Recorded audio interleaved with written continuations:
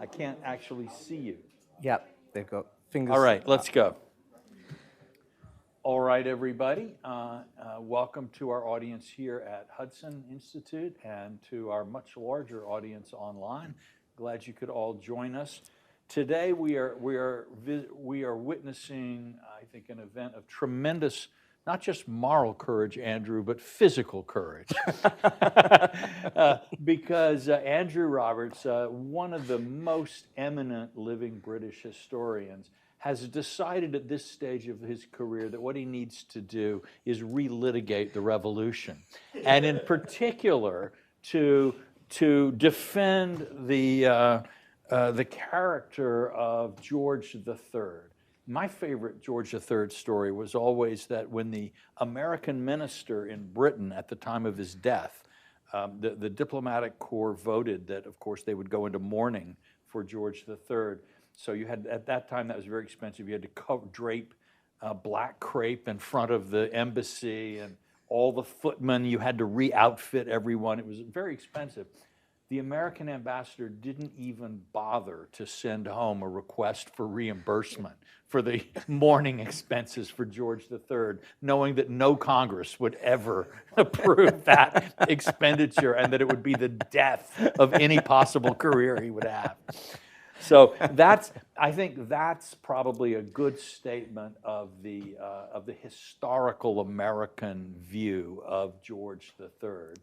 And we have a very, I would say it's both very large but very engaging book here that makes the case that we have something wrong. So Andrew, my first question would be, what do Americans get wrong about George III? Everything.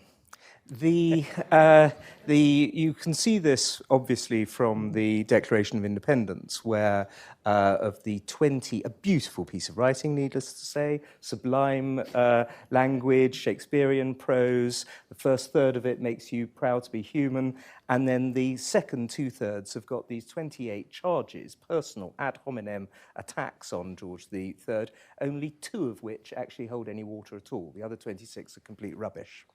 And so you have that, and then today you have Lin-Manuel Miranda and his depiction of George III in Hamilton the musical.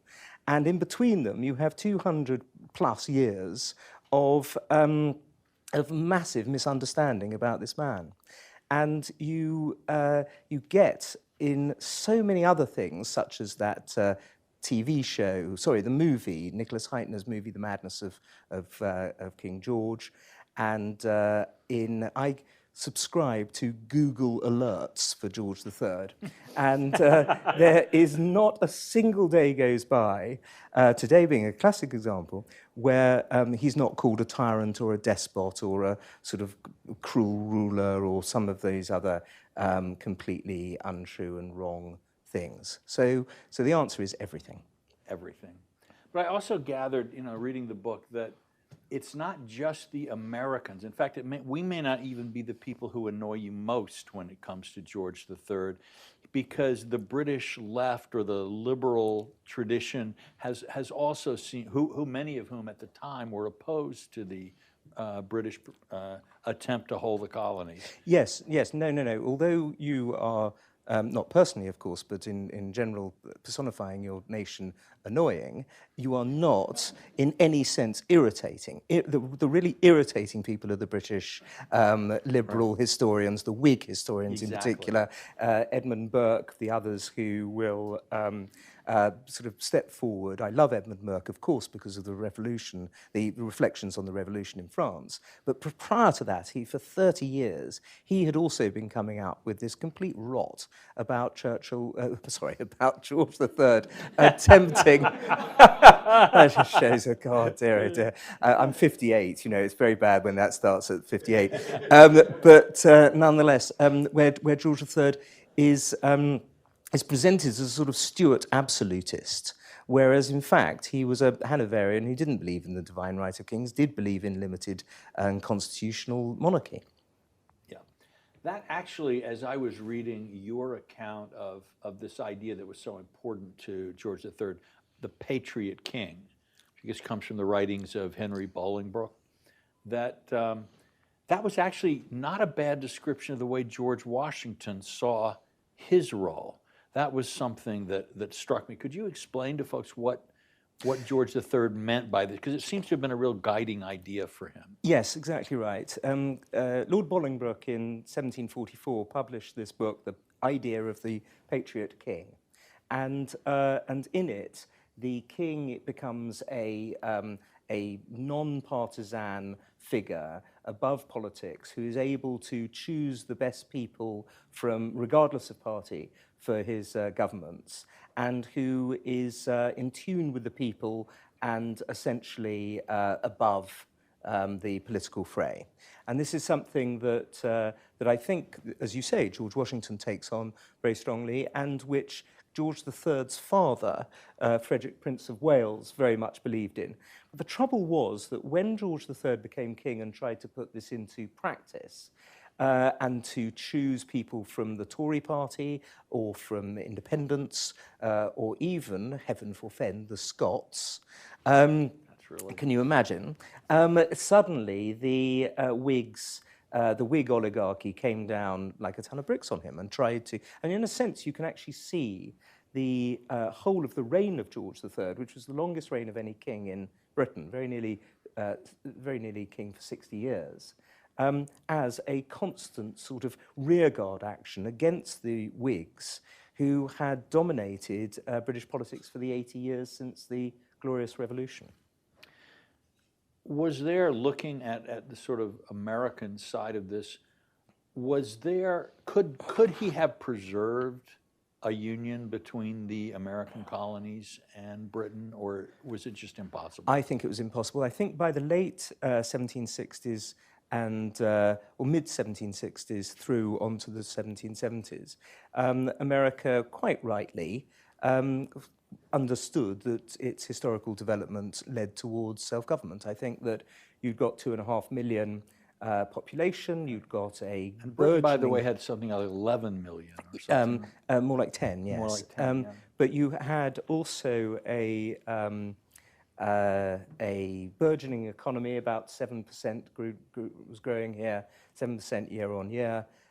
You had more bookshops in Philadelphia than in any other city of the empire apart from London. You know, it was and you had no external threats, of course. After the Treaty of Paris, the nearest French army was in Haiti, and so 1,000 miles away. So, you know, there was no longer the existential threat that you had prior to the French and Indian Wars. So it was the right moment. The one thing he could have done then would have been to make that trade of Canada for the Sugar Islands. Yes, if the French had stayed in Canada.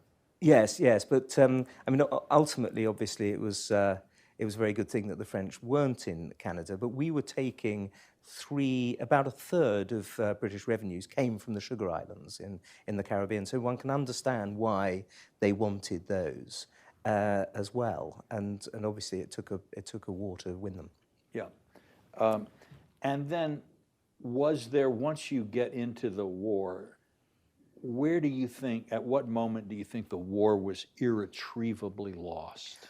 I think, or won. I think missing out on capturing Washington in Manhattan.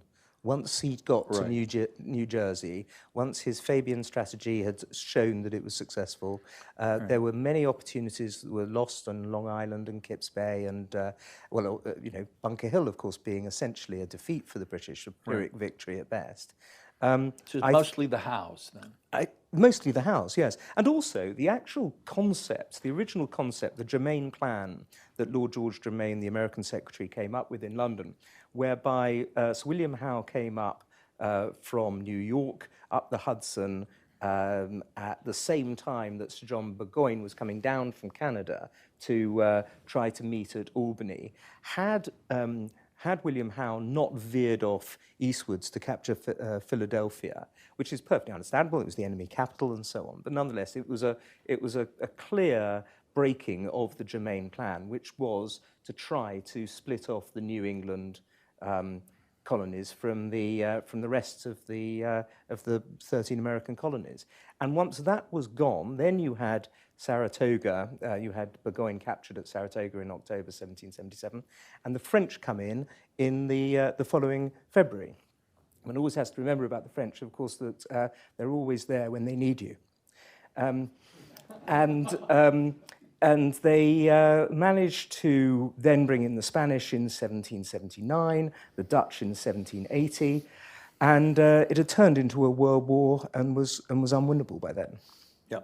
So it's that early campaign in New Jersey when they failed to get Washington on the retreat from New York, and then allow him to rebuild in Trenton and so on. Absolutely, and certainly there is a moment, obviously, at Valley Forge where that sublime leadership of Washington was desperately needed, because it was so touch and go at moments there. Yeah. That might have been another opportunity, but that's quite late on, obviously.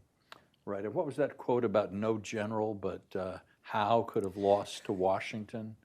And no general but Washington could have lost to Howe. Yes, that's right, exactly. It was in one of the British newspapers. It's in the book there somewhere. Yeah. How much responsibility did George III have operationally for the war? Virtually none. He had some responsibility in okaying the Germain plan. It was the only really serious strategic plan that they had until the capture of Charleston in 1780. And he also had responsibility in okaying the appointments of Cornwallis and Clinton and Burgoyne and Howe and Howe's brother, Admiral Howe. Right. But he didn't choose them. They were chosen by the cabinet, but he didn't block them or attempt to block them. And considering that they were, by and large, totally useless, he probably should have. He was also very loyal to them afterwards. He really stuck by these failed commanders all the way to Cornwallis. Well, especially Cornwallis, who of course goes off to become Governor General of India. Right. Yeah. That actually, I've always thought that's one of the great moments in American history, because that's actually where the Duke of Wellington, when young, was one of Cornwallis's subordinates, and presumably in India, where they would discuss the American War. Mm. And after the defeat of Napoleon, as I'm sure you know, the British offered Wellington 100,000 troops to come down and sort of destroy the Americans once and for all. We'd started the War of 1812 when they were, sort of, with Napoleon at their throats, and then he's gone, and we still have this war. And Duke of Wellington said there is nothing to be gained by this. And I'm wondering if we may not, in a way, owe that to George III's loyalty to Cornwallis. That's very interesting, yes, because they must have discussed it, mustn't they? He made his name, Wellington, at the Siege of Seringapatam in 1799, and Cornwallis was still a pretty serious and substantial figure up until that period. Yeah, I hadn't thought about that. That's believable. Yeah, I don't know how you'd find it out, but it does seem to me that the subject would come up. Yeah, no. I mean, one of the good things was one of the very few good things about losing the American War of Independence, the biggest catastrophe for British arms between the loss of the Angevin lands in the 15th century and the fall of France, in 1940, was this idea that they were learning by the time of the Napoleonic Wars, that you essentially don't trust the loyalists, i.e. the French royalists in the Vendée. You change the whole process of the British Army, whereby people can be appointed on the basis of merit rather than how rich you are. All of the recruitment setup gets changed. So we learnt from the American War of Independence and the defeat there. And for that matter, politically, you never tried to treat another set of colonies in quite the same way. No, that's right. I mean, by 1830, Canada essentially had self-government. We gave self-government to Australia in 1900, almost as soon as they sort of asked for it. And there was no attempt. I mean, the whole concept of the Commonwealth did come as a result of the defeat in America. Yeah. So a war that worked out well for everybody in the end. Well, the extraordinary thing actually is that George III got round it sort of mentally. There's the famous meeting, of course, in June 1785 with John Adams, who's the American ambassador to London, in which he says that yes, I was the first person to be opposed to America having independence, but now you've inevitably won it, and he used the words inevitable. I'm going to be the first person to welcome you as an independent state. And then 15 years after that, of course, when George Washington retired in March 1797, he said, this is the greatest character of the age. And that's it's a big thing, really, for somebody to say about the person who dealt him the greatest blow of his reign.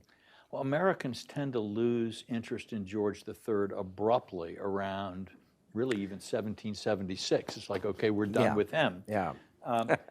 But in many ways, and this is a point I think you bring out very well, his greatest moments as a king come after that. Very much, yes. I mean, not least, of course, in keeping us in the war against France, against revolutionary and subsequently Napoleonic France, because an awful lot of the British government wanted to make peace with France, and the king was absolutely opposed to it, partly because it was regicidal France, also atheistic France. You know, these are things that matter to the king. He's a profound and pious Christian.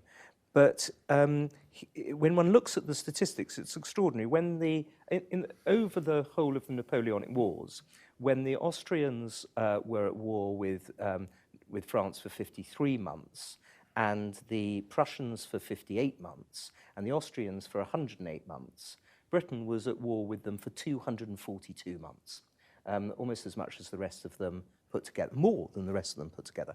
And so you have very much this sense that just grinding France down, blockading her, and then obviously fighting her in the peninsula. But it does, of course, need the coronary of 1812 in Russia. But nonetheless, you know, that's the way to beat the French. And poor old George III, of course, never knew that the Battle of Waterloo had taken place, because by that stage he'd gone mad. Yeah. But I look at, say, from 1780 or so, things seem to be falling apart in Britain. You've got the Gordon riots, you have the loss of the American War. George III's whole system of governance seems to be decisively repudiated. It's almost a little bit like Nixon after, you know, just blech. And yet then in the next 10 years, somehow Britain recovers, and his prestige, he ends up being quite liked as time goes by. He's very popular. I mean, partly, of course, it's just longevity. I mean, the British always love old monarchs. They become popular. Queen difference, Victoria, perhaps, between us and them. I don't know. And you're quite right about the Gordon riots. I mean, they are the most extraordinary thing. 400 people killed in the streets of London. The most destruction done to London between the Great Fire of London and the Blitz of 1940. So it really is a extraordinary time. And he shows his character and his courage, in fact. And one of the people nearby him during those really terrible days for London said that he never knew what fear was. And you see this courage coming out in 1779 at the time of the threatened French invasion, the 6 assassination attempts on him, where he shows tremendous courage. At one point he's shot at in the opera, and he goes to sleep in the interval.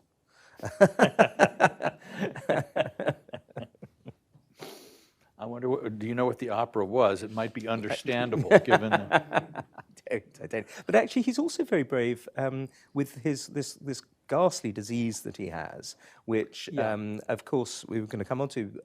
It was not porphyria. It was not what Alan Bennett and Nicholas Heichner and all the other people over the last half century have thought it was, this physiological disease, porphyria. In fact, that theory came about as a result of 2 doctors giving completely misleading symptoms to doctors back in the 1960s, late 1960s, and that's why for the last half century or so people have got this wrong idea. In fact, all the modern medical opinion, and mine's the first book to bring all this together in the appendix. Yeah, I was quite surprised by that. It is surprising stuff, isn't it? They agree that it was the bipolar disorder, affective type 1, the of manic depression that he suffered from. Yeah. And he was very brave during all of that as well. You know, the terrible things that having to be, you know, strapped down and strapped to a chair and blooded and cupped and all these awful things that happened. And then when he went blind, they put leeches on his eyes. So you can imagine the sheer sort of horror of it all. Yeah, it's horrific. Well, even the dentistry, of course, he talks to that dentist about being, I'm afraid of you or something. Yes, yeah, well, you would be afraid of your dentist in the 18th century. Yes. Yeah, so when did he lose it completely for the last time? In the day after his Golden Jubilee in 1810. And his beloved favourite daughter, Amelia, was dying and did die only a few days later. And the last 10 years of his life, where he's at Windsor Castle, cooped up in, well, not cooped up, I mean, he has his apartments in Windsor Castle, but nonetheless, he then goes blind in 1805. He becomes senile and deaf, and obviously he's also got this appalling illness. But I think one of the important things, though, is that now that we've destigmatized mental illness, you can't blame him any longer for it in the way that the Whig historians did for 200 years. You know, he was morally blamed for having gone mad, which, thank God, we finally got beyond all that kind of rubbish. What was Byron's line about him? I can't remember. He was a poor old mad, blind, useless king or something. Yes, yeah. But then Byron was an extreme radical poet who never had a good word to say about Wellington or anybody apart from Napoleon, in fact. No, fair enough. Fair enough. Yeah, I was also interested in, you know, he was a man who seemed to pick his prime ministers on the basis of some kind of personal affinity, at least the ones so you have Bute, you have North, and then you have Pitt, the younger. Yeah. The first two were not that successful. And yet the third is this very unconventional choice. Pitt was the son of one of his opponents, was 23 at the time he picks him to be prime minister. And he sticks by him quite loyally most of the time, except for that little flare. Yes. I think that's right. But I don't think he liked him in the same way as he liked Bute and North. Bute had been his tutor and in many ways was the person who was a sort of surrogate father because George III's father died when George III was 12 years old. And what was he, 20 when he inherited the throne? And he was 20 when he inherited the throne, exactly, 22. 22. And he appointed Bute, and then later he appointed Lord North, who was one of his childhood friends, because his father, Bute's father, the Earl of Guildford, had been his governor. And it took him quite a long time, and it took him until the American Revolution, essentially, to work out that you can't just appoint prime ministers on the basis of whether or not you get on with them, and whether or not you enjoy audiences with them, and whether or not you trust and like them. You actually have to go for the best man, and obviously the man who can control a majority in the House of Commons, which wasn't Pitt the younger at the beginning. He appointed him the only time he did in his reign, even though he didn't have a majority in the House of Commons, but then subsequently his choice was vindicated in the general election landslide for Pitt the younger. But he just recognised in Pitt the younger somebody who, and this comes back to your original question, who was a sort of Bolingbrokean believer in the idea of the Patriot King, and who very much thought that he needed to get the national debt down, be strong against the French, do all the things that the Patriot King did in that book. All right. Or the EU bureaucrat, the Patriot bureaucrat, I'm thinking. Is there such a thing? Well, I mean, I'm just sort of thinking that the idea of the high-minded technocrat who makes the best choice without thinking about policy. It's an ideal that hasn't gone away. It hasn't, and neither should it. But the trouble is, it kept coming up, as I say, against these Whigs. Yeah. You know, if you've been power, the oligarchic, aristocratic group of cousins who've been in power for 80 years, and they're not just going to give up that power Right. simply because a 22-year-old boy has just come onto the throne. No, no, not at all. Let's see, I wanted to ask you also, oh yeah, well, George was 22 when he comes to the throne. Alexander Hamilton is in his 20s. Pitt is 23 when he becomes prime minister.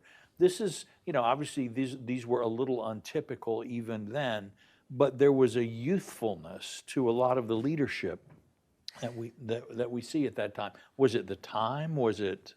Yeah, I mean, you could add Napoleon, of course, Yes, who's 25 when he crosses the bridge at Lodi. I mean, firstly, of course, you have much shorter lifespans, and so longevity is much shorter. So people do get on and know that they've got to sort of achieve early in life. He was fortunate. George III was fortunate that his hated grandfather George II had a seizure on the lavatory and died whilst drinking a cup of chocolate. And so he did become king early on, and because he had been the as he put it to the state opening of Parliament, the first time that he opened Parliament in 1761, he said, born and bred in this, born and educated in this country, I glory in the name of Britain. And he was the first king for over 100 years who had been born and educated in Britain, and therefore was able to be sort of naturally much more popular. He didn't speak German as a first language like George I did. He didn't speak it with a German accent like George II did. And so he was actually considered to be both an Englishman and also a farmer. That was another important aspect. Farmer George, where at a time when 80% of the British people took their livelihood from agriculture, was actually a very nice sobriquet to have. It showed that you were at one with the people. Yeah, and also the first king in 100 years without a mistress, I suppose. Yes, he was in love with his wife, which was considered absolutely extraordinary. He met his wife 6 hours before marrying her, and they didn't know each other at all. And then they fell in love. They had lots of things in common, including 15 children. They slept in the same bed. They slept in the same bed, which was entirely unknown. No one did that then. He's the only Hanoverian king who loved his wife and was faithful to her. And so it's a very sad story, really, because, of course, when he goes mad for the fourth time in 1804 and can no longer sleep with her and essentially live with her, and they have to separate, this is a proper love match of 44 years that is then destroyed by this king's malady. Well, listen, I could go on forever because it is such a great subject and it is so interesting to kind of get this British view. But I wonder if anybody in our audience here has any questions that you'd like to ask George, I see. You want to identify yourself? And we have people, they're bringing you a microphone too. We have people online who want to hear it. Thank you so much. I'm a former staffer at the Hudson Institute and a sometime president of the Strategic Studies Group, which had the pleasure of hosting you just after you published the marvelous book on Churchill. I wanted to ask that George III was the last king to individually appoint and deal with the ministers below the prime minister, not acting simply through the prime minister. And so I'm wondering why that was, and if it complicates your theme that perhaps George III, more than Queen Victoria, set the stage for the contemporary relationship between monarch and prime minister. Yes, that's a very good question, George. You're right. Before George III, kings would appoint individual cabinet ministers and deal individually with cabinet ministers. So the prime minister, a term that doesn't come into official use until 1868, in fact, until the 1878, I'm sorry, until the Congress of Berlin and Benjamin Disraeli. He really is just primus inter pares within the cabinet.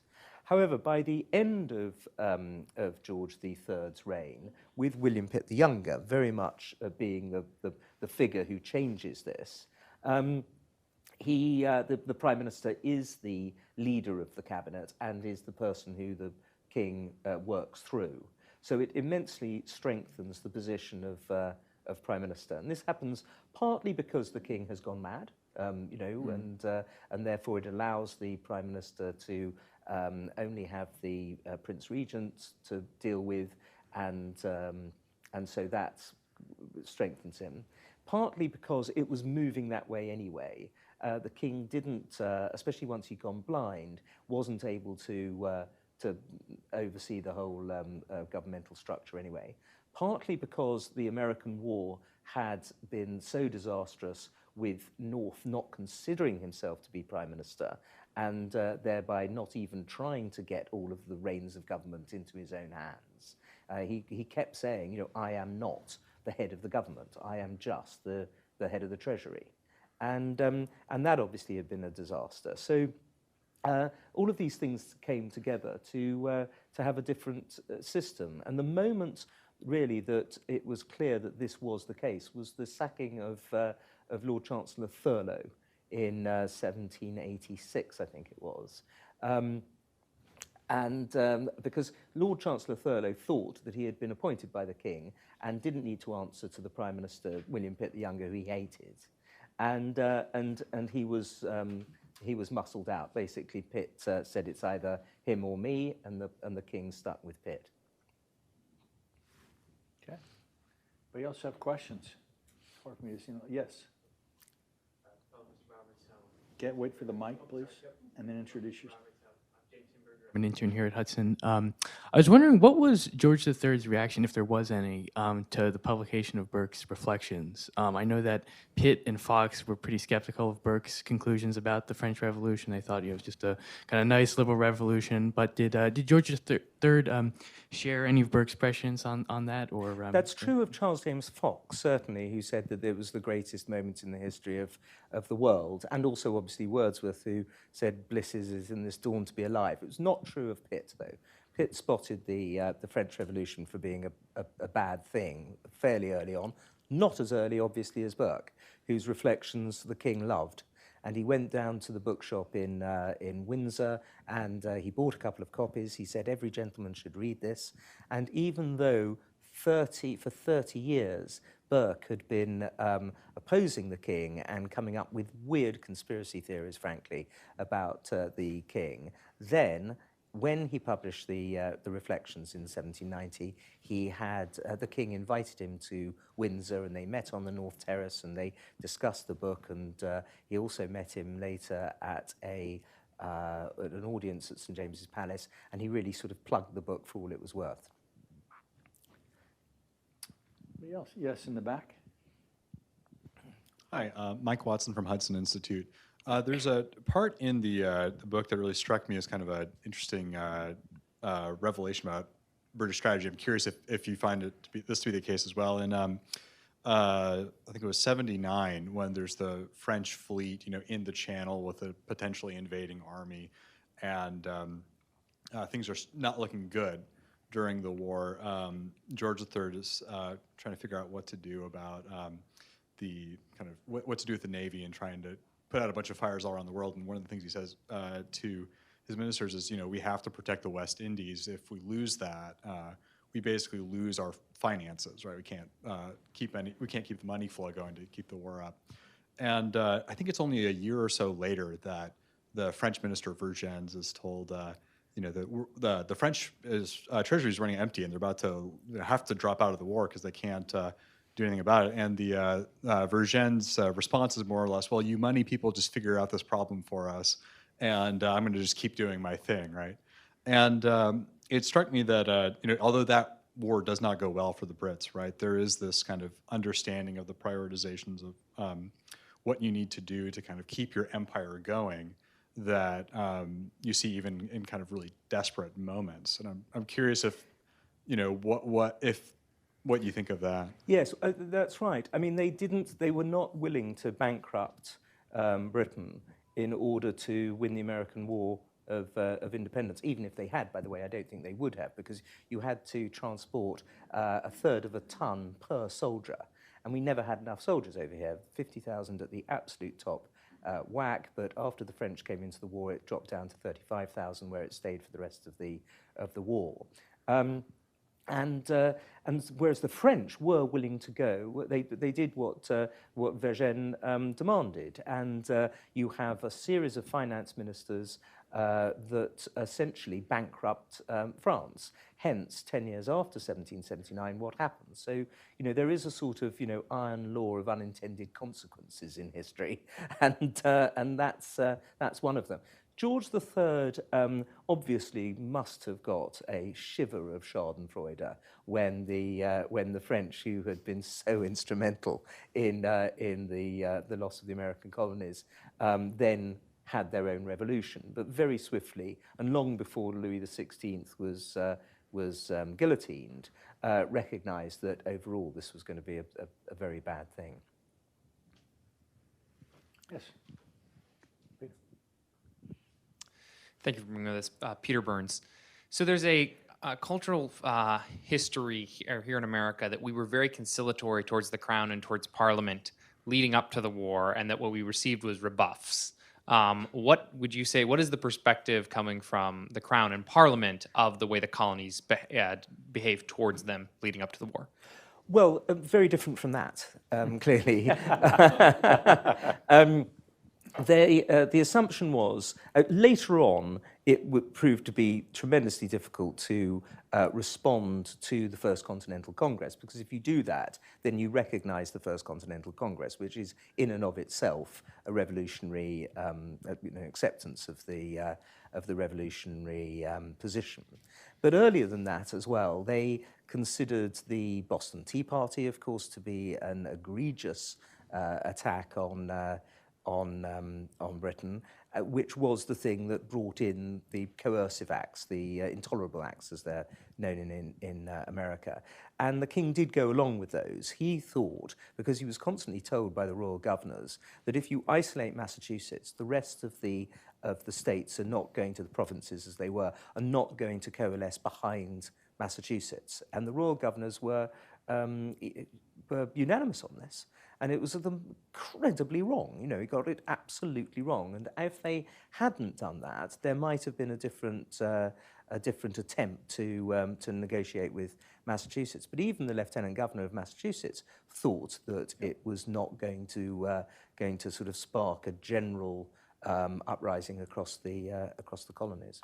That inability of the British to understand what the colonies were thinking, which you really, they really didn't think, as far as I can tell from what you say anyway, that the Stamp Act would be a problem. No, exactly. But what they thought was that the Stamp Act, which was raising a pretty small amount of money, it was between £40,000 and £50,000, which works out at about 2 shillings and 6pence per American per year, every penny of which was going to be spent in America.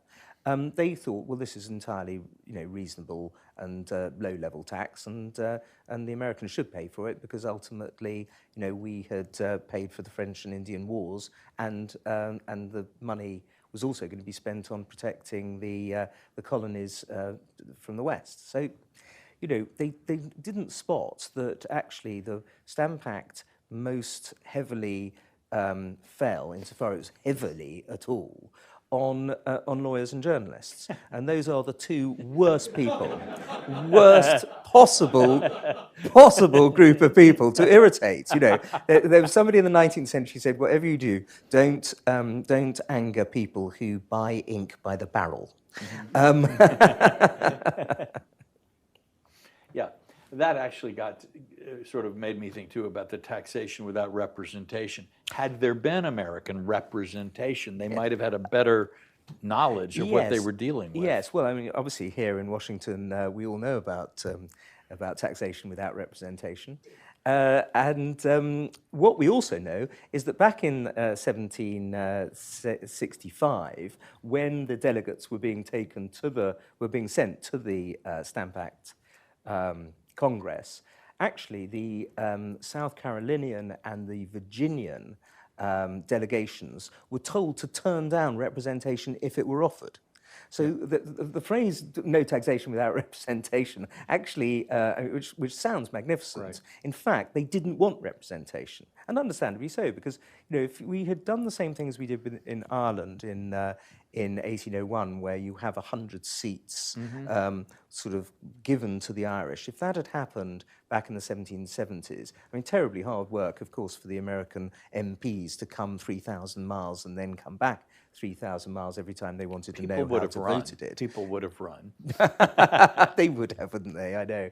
But the trouble is also that they'd have probably voted for the radical Whigs, and it would have upset the balance of power at Westminster. But even so, the phrase "no taxation without representation" was thought up by people who did not want representation. Well, also, to sit in Parliament, you had to be an Anglican at this time. Yeah. And that would have meant Massachusetts, Connecticut, and so the New England colonies wouldn't have been interested in that at all. No. So you had Pennsylvania as well. So you'd probably have had to have had a Test Act earlier, many decades earlier than you actually got. That's right. No, it would have. It was a much more sweeping change on both sides than I think people. Which is why I meant a repeal of the Test Act, obviously. Yeah, exactly. But that I think, and Catholic emancipation for the Maryland people as well. Well, this, of course, was one of the things that has blackened the name of George III, because William Pitt the Younger tried to bounce him into Catholic emancipation in 1801 as a recompense, essentially, to the Irish for the Union. And 3 years after now that you're in the rebellion, Union, you should be able to vote in it. well, exactly, but he didn't say that. That's the trouble. There were lots of nods and winks, which the king didn't spot. And suddenly, Pitt then, after 17 years as prime minister, tried to bounce him into it. And George III was not that kind of a person. He had taken his coronation oath to protect the Protestant religion as by law established. The only reason he was on the throne was because he was a Protestant. George I had been the 51st in line to the throne. And so had the Hanoverians not been Protestants, they wouldn't have been on the throne of England in the first place. And he just wasn't having any of it, not least because he was a constitutional monarch, and there was no majority even in Pitt's cabinet, let alone in the House of Commons or the House of Lords. And he'd seen, of course, the violence that had happened in the Gordon riots. And he disallowed his son's marriage, right? He disallowed loads of his children's Well, marriage, yes, but the one to a Catholic. The one to a Catholic, absolutely. But yes, but, he was definitely writing off marriages. Yes. No, they passed the 1772 Royal Marriages Act in order to make sure that people, his brothers and cousins and uncles and sons, couldn't get married without his permission. And so all they did was to take on mistresses. One of his sons had 10 illegitimate children. His daughters married, to all intents and purposes, had common law marriages with people and had children by them. And he originally did this all in the hope of sort of fighting against vice. The exact opposite, needless to say, happened. Especially with his eldest son, who has no redeeming features whatsoever. I think that's fair. Good taste in beach architecture, maybe? I would say that, and in art. Yeah. But obviously art that he hasn't paid for, but he's just sort of essentially borrowed. Yeah. Yeah. John? Well, thank you for being with us here. Fascinating discussion. I wonder how your book's been received in Britain. This is the topic that has always kind of amazed me from afar, how British education and how Brits think about their history is. I think in some ways we think about it more positively sometimes than some of the Brits I talk to. So I wonder how your book's been received there. It really has been received incredibly well. I've been very lucky. There hasn't been a single bad review. It's been reviewed in all of the papers, usually as the lead book. The people have been interested about the fact that for 50 years we've got his malady wrong. People have been interested also in the legacy that he left to the modern monarchy. That's been an aspect of quite a lot of the reviews. In that, I argue really that he's more important to the modern monarchy than his granddaughter Queen Victoria even. partly because of that question that George asked at the beginning about the constitutional evolution, but also because he was the person who bought Buckingham Palace, bought the Gold State Coach, invented the walkabout, royal enclosure, who was buried at Windsor like all the others have been since. He was a sort of innovator in a sense, but also parts of his personality and character can be seen in Her Majesty the Queen today, the frugality in eating and drinking, the financial prudence, the hard work, the commitment to duty and so on. So that's been an interesting aspect of the way it's been received. Cliff. Talk a little bit, if you would, about the research for this book. If I remember correctly, you had troves, like 200,000 pages of Yes. documents that hadn't been reviewed before. First, did you go through them and say, "Oh my God, I didn't know that"? Yes. And did it change your view? Because I assume your views of King George are long-standing. They didn't come through the research and then you said at the end of the day, I got it. Well, you know what it's like when you write a book. You have it's a constant process of reviewing the things that you feel, isn't it? You know, and no book is exactly the same once you sit down and write it as it was when you started to research it. Those irritating facts. I know. They keep cropping up, don't they? The swine. Exactly. And in this case, there were, as you say, 200,000 pages of that's actually the whole Hanoverian family. The Queen, since 2015, has been allowing King's College London, the Georgian Papers Programme and Royal Archives to put all this online. And it's the most extraordinary and fantastic, highly professional academic project. And I've taken huge advantage of it, as you can imagine, because about 100,000 of those pages are to do with George III. And there are loads of things in there that make him, that show him to be a sort of charming, intelligent, well-educated, good-natured person, quite a different figure from the one that he's made out to be. And also, there have been some nuggets in there that really do change our views. And the classic one, and in fact I use it as one of the illustrations in this book, was the essay that he wrote in the 1750s when he was Prince of Wales, in which he takes to pieces all of the arguments in favour of slavery. And he points out that it needs to be held in execration, that it's ludicrous, and he never bought or sold a slave in his life. He never invested in any of the companies that did that. He signed the legislation that abolished the slave trade. And yet he's essentially, even today, held on the same kind of moral plane as the signers of the Declaration, 41 out of 56 of whom owned slaves. Scooter? Thank you. First of all, I want to thank you for your straightening out the diagnosis of the madness of King George III. Would you undertake the madness of some of our contemporary political leaders to diagnose them? I think that you have to be slightly psychologically disturbed to want to be a politician in the modern day. Anyway, I'm sorry if that's going to irritate anybody here in this room whose dreams of becoming a representative or a governor or a senator or president or whatever. To want to do that, to undergo the kind of treatment that you get at the hands of social media and the press and so on, implies to me a priori lunacy. So I don't think that George III was, alone, shall we say. But to take your answer seriously, yes, I think that there is obviously a profound pathological aspect to Vladimir Putin. He's not the sort of person who would survive very long on the psychiatrist's sofa before some very, very profound and dark and black things came out, and I'm sure lots of others as well.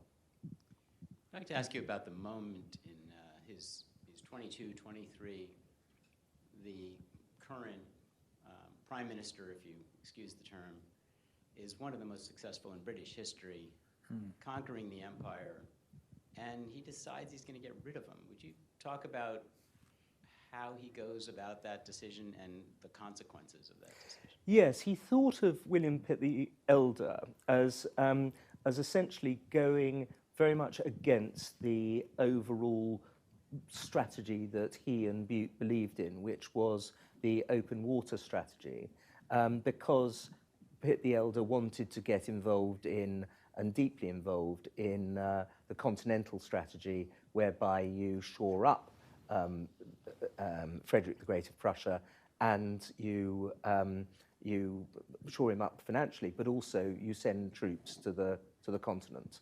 And the history of our sending troops to the continent post 1708 was pretty uniformly disastrous. And so he thought that Pitt the Elder was he wanted. I mean, there was a lot of sort of conspiracy theory stuff here as well, where he wanted to become a dictator and so on.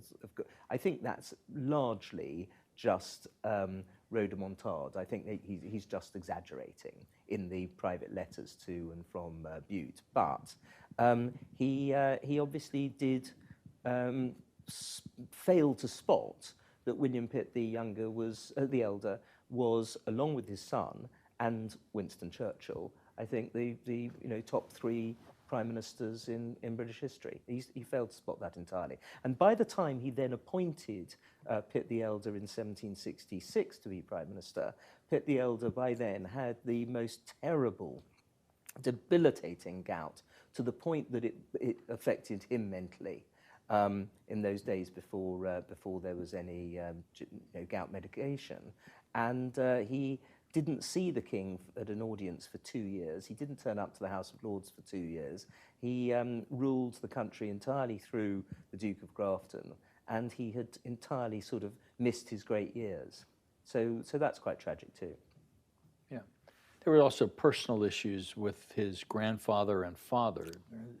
Did that play a role? Yes, well, it certainly did with Pitt the Elder, because Pitt the Elder had essentially come to an agreement with his grandfather, George the Second, and worked for George the Second, whereas George III hated George the Second, and totally understandably so. There's a terrible story, I don't know whether you got to the bit about when Frederick, Prince of Wales, dies, and the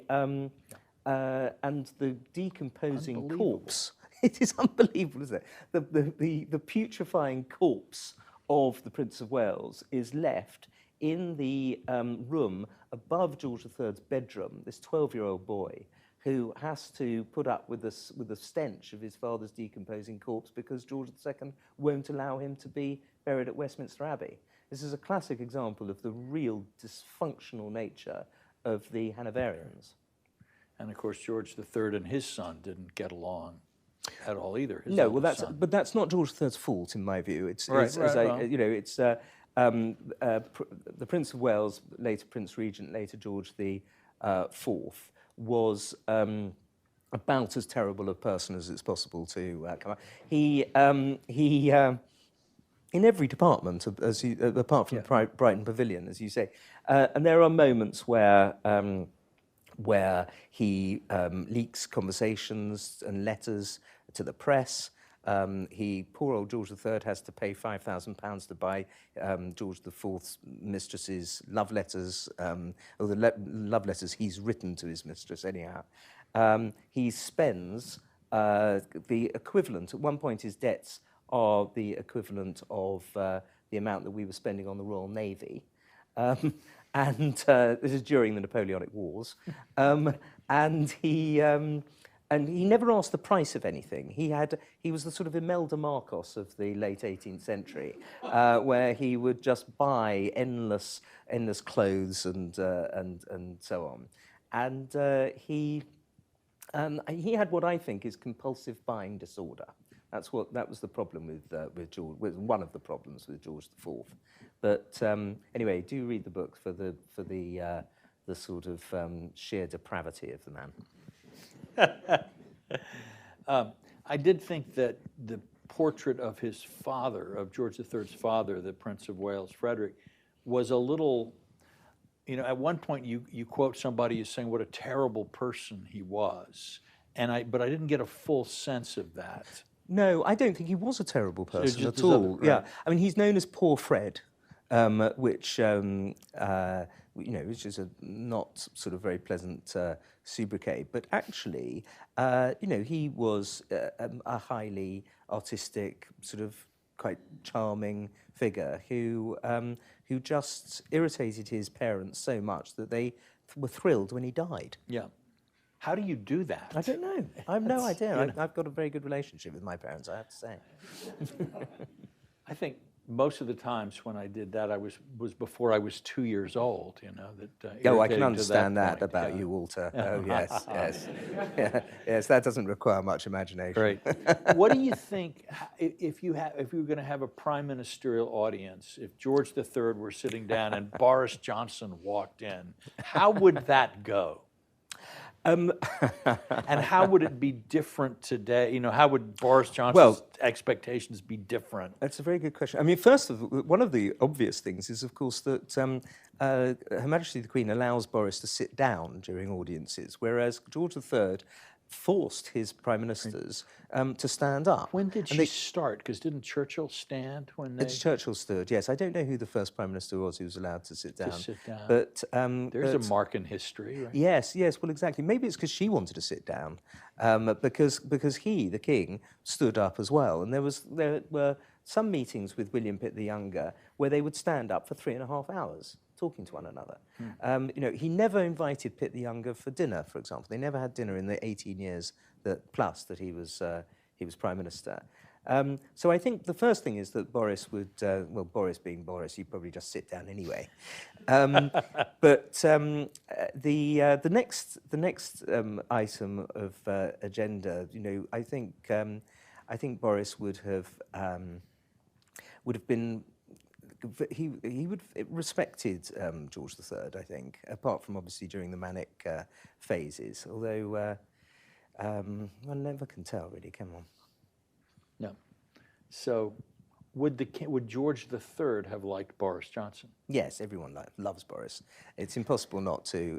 Even his political opponents, who constantly say how disgusted and repulsed and viciously Boris is, then repair to the bars and tell stories about him. So yes, there are a few people in the Labour Party who genuinely are humorless enough to hate Boris, but you know, they probably don't love their parents. Any last question out here? Anybody have anything? Yes, Peter. Well, can I ask, how do you have any sense of how the current royal family thinks about George III?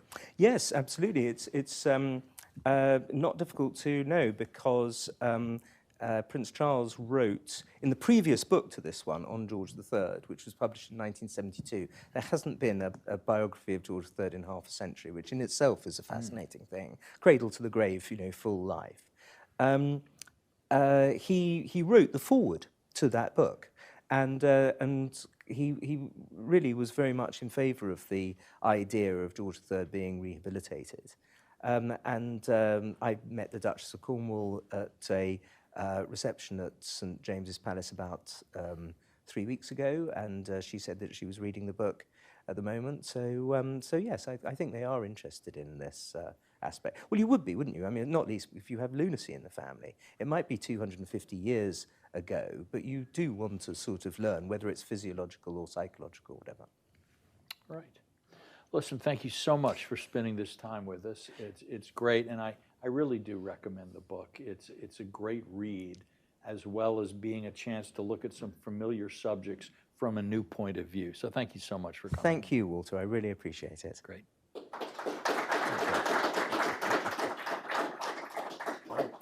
And thanks to our online friends, and hope you buy books too.